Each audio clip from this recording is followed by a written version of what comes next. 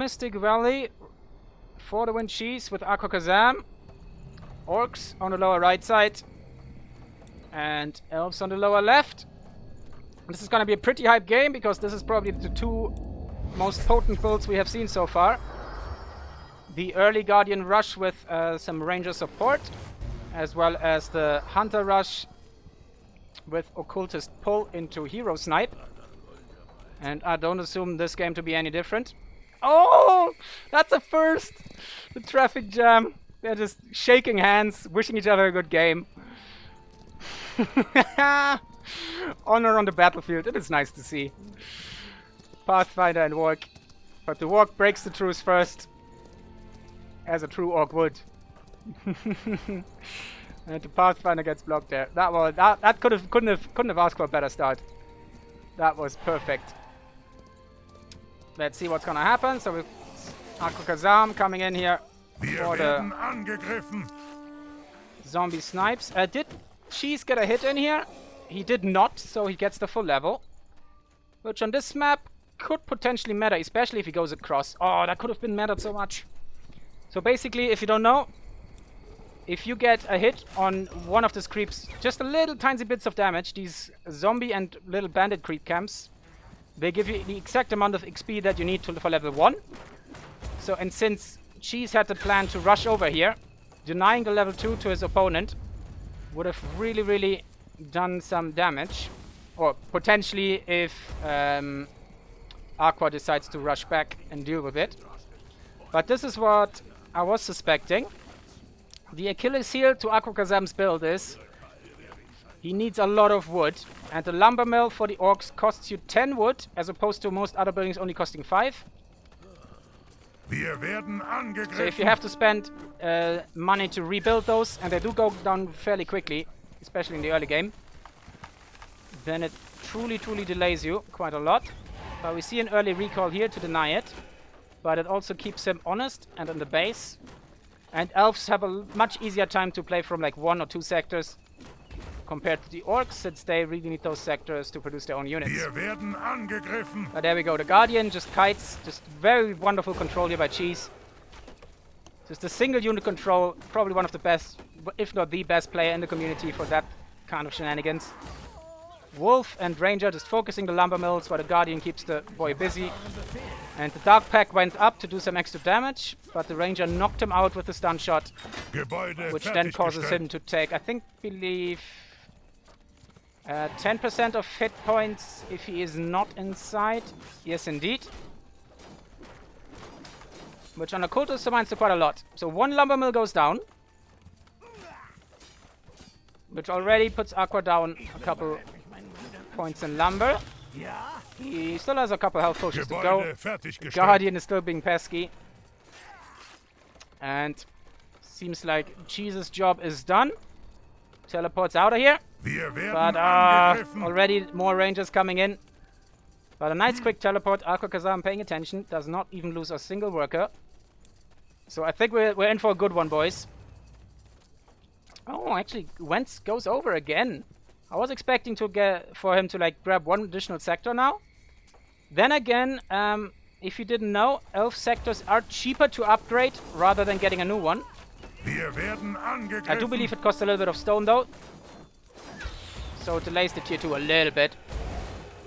But as we've discussed, if he just gets these lumber mills down, Aqua is going to be in a real awkward spot. So we're going to stay in Aqua's perspective. Just to see that lumber income being harassed here. Okay, let's have a quick look here. Yeah, can't afford any further buildings on that third outpost. And we have only one building up over here. So you can also already see the damage done. And compared to the earlier games, he is not floating any food at all.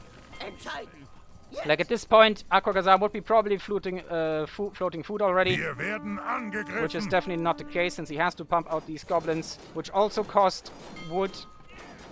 2 wood. And 5 food for 2 of those little buggers here. So Rusty Cheese, belying his name, not being very rusty here. So it's truly a micro battle for the moment. A micro battle to decide who can deny more eco. Oh, nice. He gets the wolf. So that's some nice XP there for Aqua.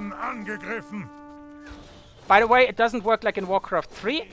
If you resummon the wolf, it still counts as a kill for your enemy. But you will only get the XP for the amount of damage you've done. And there we go. Dark Pact into Snipe, pushed out. 10% damage per second. Kills the Occultist, which now means he is locked on 3 sectors for quite a while. This is just textbook play from Cheese as usual. So our boy locked in here, and some split Guardian pushes here again after the Lumber Mills. Completely going ham. Is Pop capped? Both of them, I think. Nope, he's only at 11 Guardians. Oh, didn't quite get... Oh, no, actually did get far enough away. There we go. Outpost retargeted, so that was pretty nice. If you don't know, you can retarget your outpost. And in this case, Orc outposts do magic damage, which is really helpful in this occasion, but gets the outpost down nonetheless. So even more economic damage done. And that's usually how I brick my Orc games, is overcommitting to the expansion early on. Because it's 9 wood and 10 food that you have to invest for that. And that can delay you a lot in your unit production. There we go. Shrine of Growth came up. Decided to just go for more farms, since he doesn't need a second growth currently. Yeah. So it is kind of an all-in here. So if AquaKaZam just somehow can force all of this off, maybe get some fire bombs, get the guarding count low, then Cheese might actually be in a bit of a spot of bother. The trouble is when you are on the receiving and defending end, it's really hard for you to see those kind of plays, because all he knows is that Cheese is being really aggressive with all these Guardians, and in his mind he might be thinking, okay, he might have 2 sectors, there's going to be a lot of economy behind it. But literally everything Cheese does at the moment is investing into this push. So if that gets held, Aqua might actually be okay. And he's doing his very best here.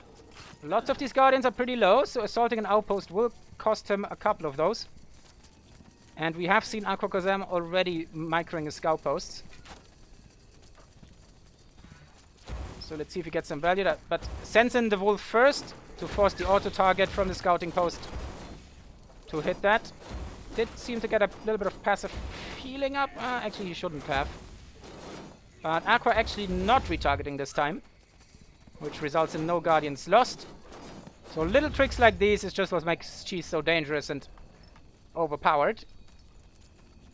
He has a plan and he's executing it to perfection every single time. He's the Bruce Lee of Spellforce 3. He's not trying to play 100 builds 100 times. He's playing 1 build 100 times. And that's what makes him so dangerous. Wir werden angegriffen. And once he's figured it out, he's just very, very strong with it. Tries to go for the forward outpost. I'm actually curious if that's a... No, it would have been a Shrine of Growth. I was curious if it was a Shrine of Thorns, but we don't have the stone economy yet. And there we go, the tier capital rush, and they are already on top. And the session has ended for the win. Cheese advances, I believe, into the finals. GG, well played. From both of them. That was a really tough game for Aqua to win. And Cheese just about pulled it out with impeccable micro and a perfect build order. So if you ever wanted to see the potential that Spellforce has for micro, you just need to watch Cheese. And if you want to get as good as him, get those build orders and practice them yourself. GG, well played.